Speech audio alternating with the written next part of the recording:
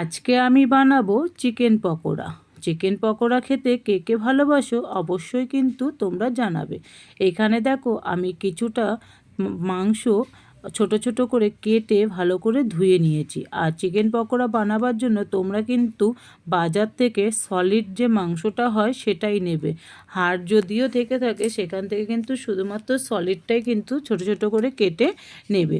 আমিও কিন্তু তোমাদেরকে সেটাই আজকে দেখাবো। তো মাংসটা দেখো ভালো করে ছোট ছোট করে কেটে ধুয়ে একটা বাটির মধ্যে নিয়েছি। এবার এর মধ্যে দিয়ে দিলাম আদা বাটা, রসুন বাটা আর দিয়ে দিলাম কাঁচা লঙ্কা বাটা। ঝালটা তোমরা যে যেরকম পছন্দ করো সেই অনুযায়ী কিন্তু ঝালটা দেবে। এবার এখানে দেখো আমি দিয়ে দিলাম কাশ্মীর লঙ্কার গুঁড়ো আর দিয়ে দিলাম ধনেটা কিন্তু বেশি গুঁড়ো করিনি, একটু দানা দানা রেখেছি। আর দিয়ে দিলাম এর মধ্যে লেবুর রস আর দিয়ে দিলাম এর মধ্যে আমি লবণ। আর লেবুর রসটা তোমরা দেবে, যদি তোমাদের কাছে ভিনিগার থাকে ভিনিগারটাও দিতে পারো। আমার কাছে যেহেতু ভিনিগার ছিল না তার জন্য কিন্তু আমি লেবুর রসটা দিলাম। আর এখানে দিয়ে দিলাম অল্প একটু সয়া সসটা কিন্তু তোমরা অবশ্যই দেবে। তো দেখো এই সমস্ত কিছু আমি মেরিনেট করে রেখে দেবে। এখন আমার কাছে যেহেতু হাতে টাইম ছিল তার জন্য আমি এটা 40 মিনিট টাইম রেখে দিয়েছি। তোমাদের কাছে যদি কম টাইম থাকে 30 মিনিট, তার থেকেও যদি বেশি টাইম তোমরা রাখতে পারো তাতেও কিন্তু কোনো অসুবিধা নাই। তো দেখো 40 মিনিট পরে আমি আর একটু এটা ম্যারিনেট করব। এর মধ্যে আমি এবার দিয়ে দিলাম কর্নফ্লাওয়ার আর দিয়ে দিলাম একটা ডিম। তোমরা যদি ডিমটা বাদ দিতে চাও তাতেও কিন্তু কোনো অসুবিধা না, ডিম ছাড়াও কিন্তু এটা বেশ সুন্দর হয়।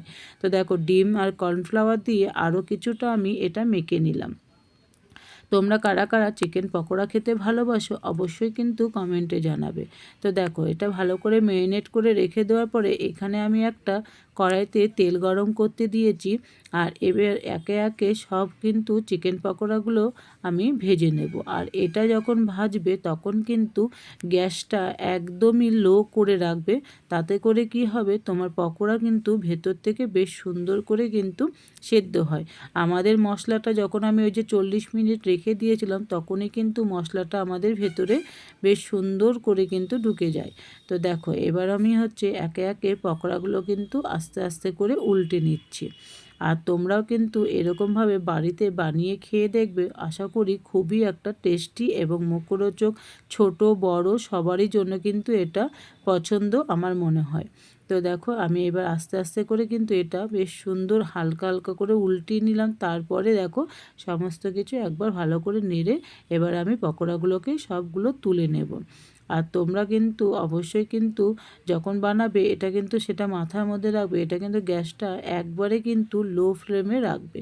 তো দেখো সব পকোড়াগুলো কিন্তু আমার ভাজা হয়ে গেছে। আর তোমাদেরকে একটু দেখিয়ে দিই একটা পকোড়া যে কত সুন্দর সফট হয়েছে, আর ভেতরে দেখো কত সুন্দর মাংসটা মানে পুরো সেদ্ধ হয়ে গেছে।